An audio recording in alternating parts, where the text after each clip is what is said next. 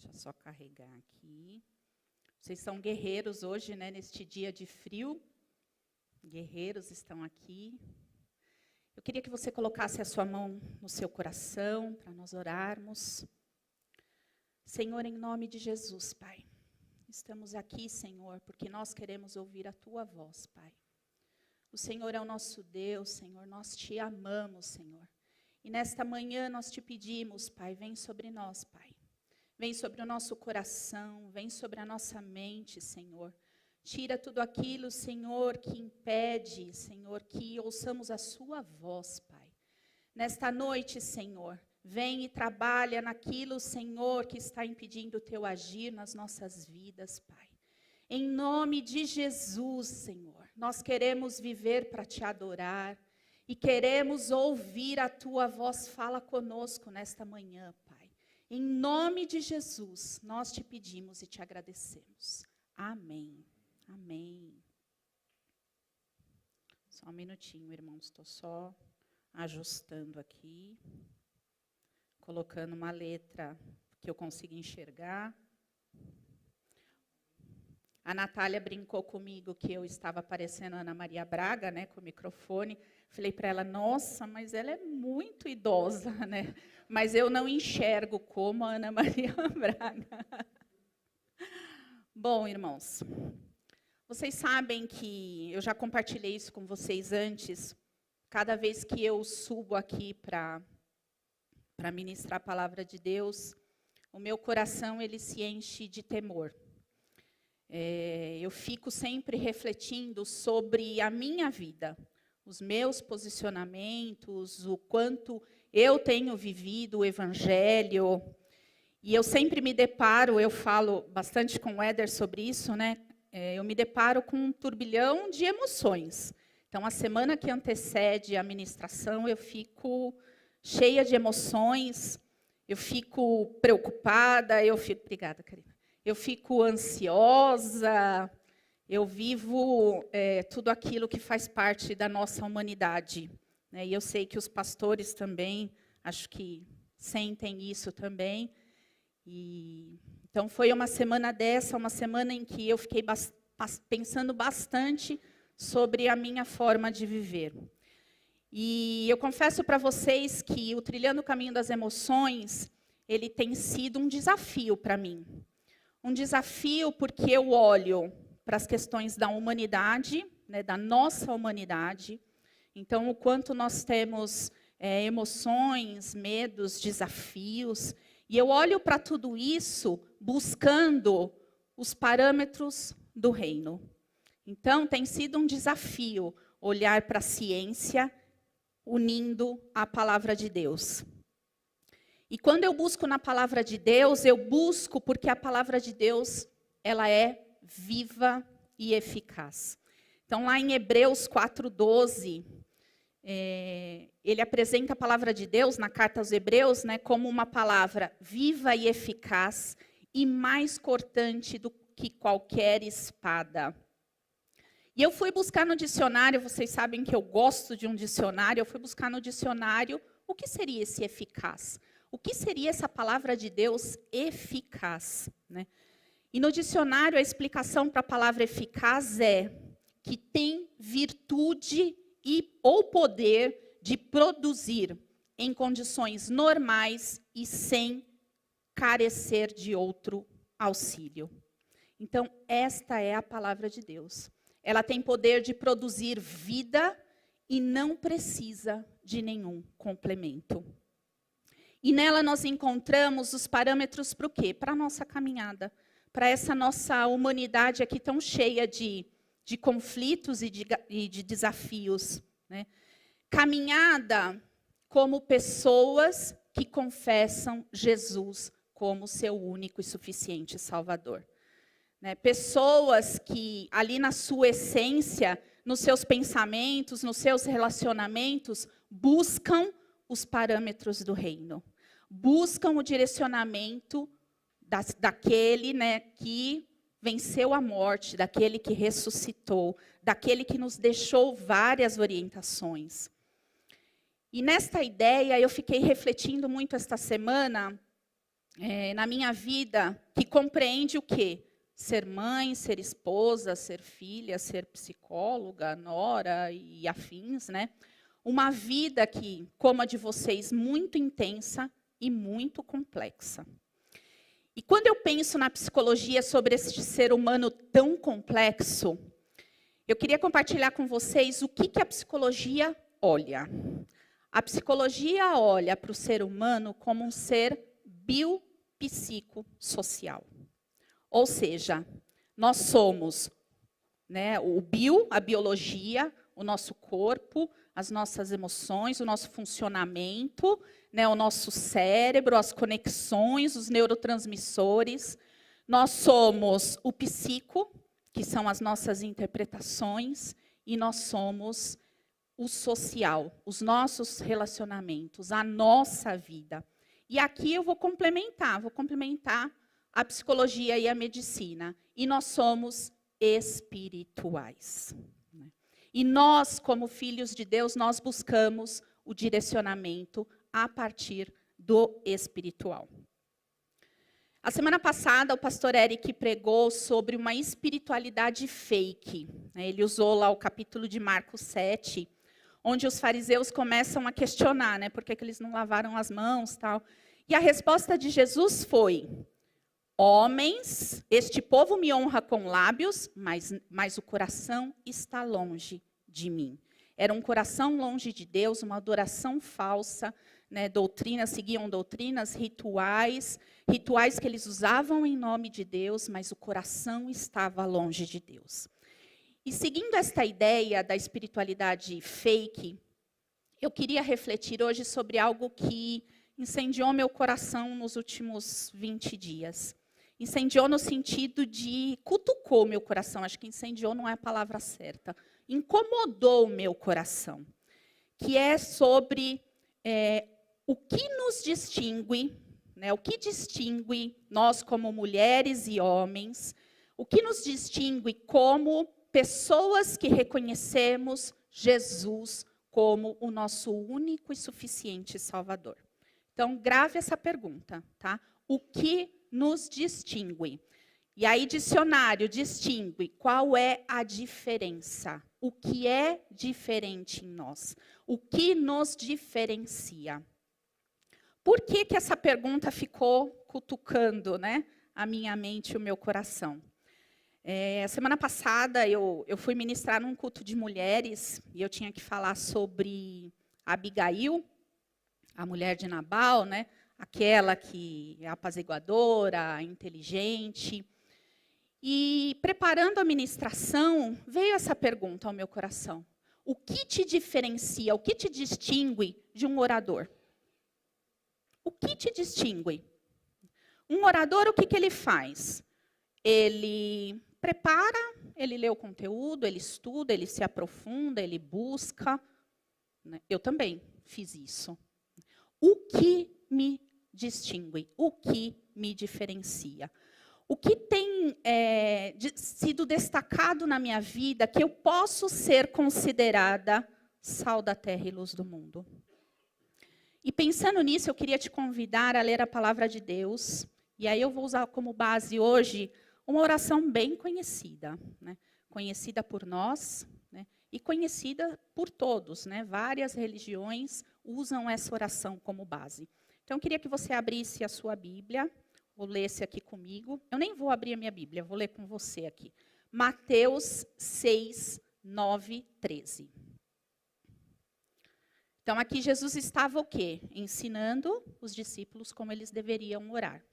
Portanto, orem da seguinte forma: Pai nosso que estás no céu, santificado seja o teu nome. Venha o teu reino, seja feita a tua vontade, assim na terra como nos céus. Dá-nos hoje o pão para este dia e perdoa as nossas dívidas, assim como perdoamos os nossos devedores. E não nos deixe cair em tentação, mas livra-nos do mal, pois teu é o reino, o poder e a glória para sempre. Amém? Essa oração nós ensinamos para as nossas crianças, né? Desde pequeno nós aprendemos esta oração. Lá no Evangelho de Mateus, Jesus ele é apresentado como? Ele é apresentado como o rei dos judeus. O Messias que foi prometido no Antigo Testamento. E durante 3 anos, Jesus ele anda, né, no meio do povo, fazendo o quê? Levando os fundamentos do reino. Os discípulos que tiveram ali a oportunidade de caminhar bem perto de Jesus, ele ensinou para os discípulos o quê? Ensinou a pensar, a orar, a confiar, a amar, a viver. Os discípulos, eles viram tudo ali, viram na prática, né? Viram ao vivo e a cores.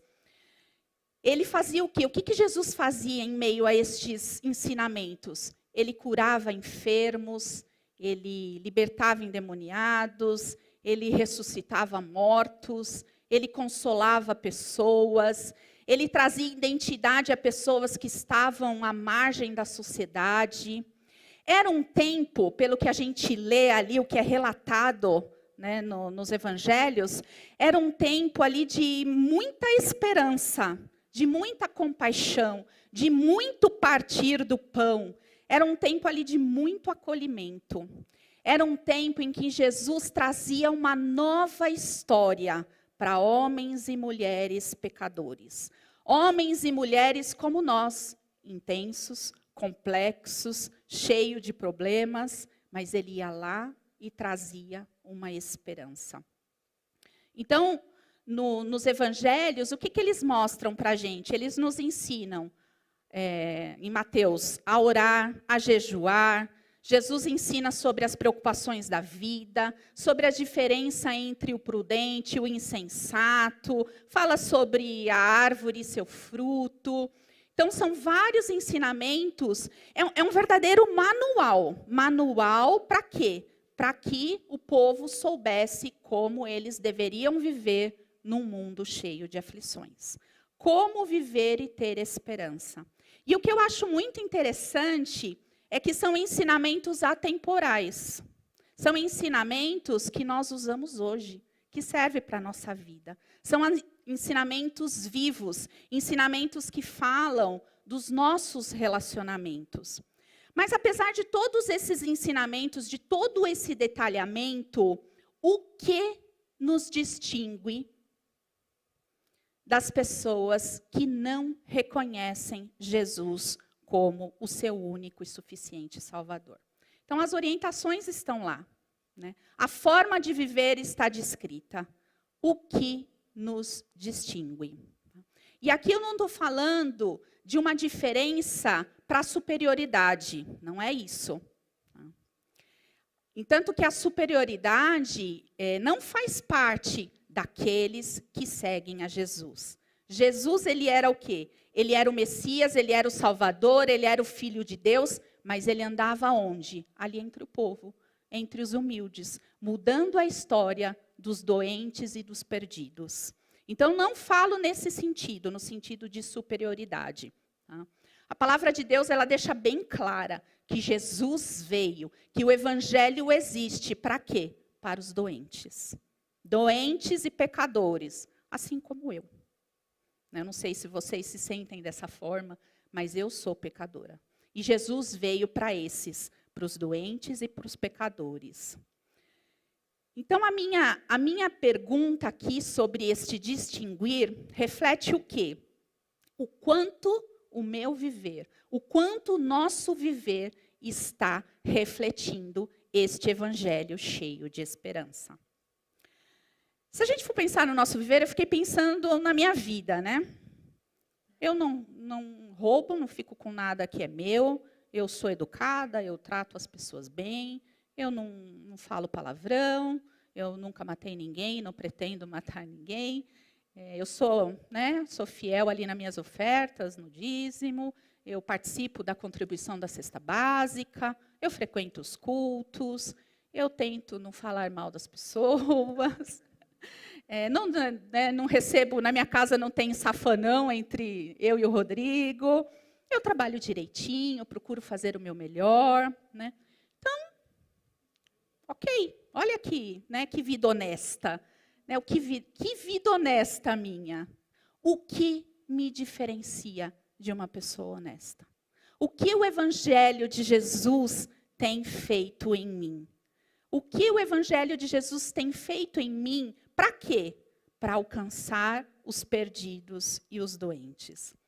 E na oração do Pai Nosso, Jesus usa o quê? Usa fundamentos do reino ali na oração. Então é uma oração, eu queria que vocês colocassem de novo a oração, até para que eles fossem seguindo, fazendo o link aqui do que eu estou falando. A oração. Então era uma oração onde o quê? Nós nos submetemos à vontade de Deus. Então nós começamos a nossa oração ali, primeiro falando o quê? Que Ele é santificado. Que Ele é santificado na terra e no céu. Então aqui nós iniciamos a oração dizendo que não há outro Deus, que só Ele é santo. É uma oração onde nós nos submetemos à vontade de Deus. Seja feita a sua vontade. É uma oração onde nós temos a convicção de que tudo vem dele. Dá-nos hoje o pão nosso de cada dia. Que nós precisamos dele, né? Que é ele que supre a nossa casa, é ele que supre as nossas necessidades, é dele que vem a nossa alegria, é dele que vem a nossa paz. Tudo vem dele. É uma oração onde nós reconhecemos que nós somos pecadores e que nós precisamos do perdão de Deus. E precisamos desse perdão diariamente, porque nós acordamos pecadores. Então, diariamente nós precisamos do perdão de Deus. E nós precisamos além, precisamos que Ele nos ensine a perdoar como Ele nos perdoa. E olha que essa parte é a tarefa mais difícil, né? É uma oração em que nós declaramos que só Ele pode nos livrar do mal e das tentações deste mundo. A palavra de Deus nos diz o quê? Que nós vivemos num mundo de aflições. Mas olha o que Jesus nos ensinou, que Ele pode nos livrar do mal e das tentações deste mundo. Nós declaramos o quê? Que nunca haverá nada maior que o nosso Deus e que nós o adoraremos para sempre. Esta oração, ela nos leva aonde? Ela nos leva ao lugar de origem, ao lugar onde não há vida sem Deus. Nós declaramos nesta oração o quê? Pois teu é o reino, o poder e a glória para sempre. É o lugar aonde tudo vem dele. Então o meu sustento vem de Deus, a minha saúde vem de Deus, a minha alegria, a forma como eu me relaciono com as pessoas, o perdoar, o amar, o acolher, tudo vem dele. A nossa essência é pecadora, né? Nós somos uma carne pecadora, mas tudo vem de Deus, tudo pode ser mudado por Deus. Então é uma oração onde nós declaramos o quê? Que tudo tem a ver com Ele, não é com a gente. Tudo vem dele. E aí, voltando à minha pergunta, o que me distingue de um orador? O que nos distingue é estarmos ligados na fonte de águas vivas. Então não tem a ver com a gente. Não tem com habilidade, né? Não tem a ver comigo, com uma certa habilidade para falar que ainda estou aprendendo isso. Né? Não tem a ver com conhecimento, né? Estudei muito, estudei pouco. Tem relação com estar ligado à fonte de águas vivas. É isso. É esta água viva que transforma a nossa vida. Esta água viva fala de quem? Do próprio Deus. E nesta manhã, o convite para mim e o convite para você é para nos enchermos desta água viva. Esta água viva está aqui, irmãos. Nós convidamos, não convidamos? Santo Espírito, vem e tome o seu lugar. És bem-vindo aqui, Santo Espírito. Esta água viva está aqui hoje. Esta água viva está aqui, querendo transformar a nossa história. curar as nossas feridas, transformar as nossas memórias, sarar o nosso corpo, encher o nosso coração de alegria. Este Deus está aqui hoje querendo mudar a nossa forma de caminharmos neste mundo de aflições. E é isso que nós precisamos. Para que o evangelho seja diferente, nós precisamos nos conectar à fonte de águas vivas. Em Apocalipse 21, 6, a palavra de Deus nos diz o quê? Que Ele é o Alfa e o Ômega, o princípio e o fim. A quem tiver sede, darei de beber, Ele dará de beber gratuitamente da fonte da água da vida. Amém?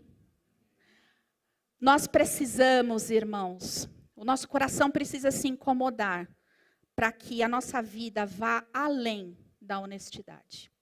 A honestidade tem que ser o princípio, mas nós precisamos ir além. Nós precisamos transbordar da fonte de água viva. E este transbordar fala do quê? Fala de um coração cheio de Deus. Um coração, assim como fala em Mateus 22, 37. Amarás o Senhor, o teu Deus, de todo o seu coração, de toda a sua alma e de todo o seu pensamento. Eu não comecei falando sobre o biopsicossocial, olha aqui, de todo o coração, toda a alma e todo pensamento. Então, tudo para Deus, tudo vem dele. E Ele que direciona a nossa vida, é Ele que nos capacita, é Ele que nos enche de sensibilidade, é Ele que nos enche de amor. E que nesta manhã, esta água viva venha mudar a nossa história. Amém? Amém. Pastor Eric.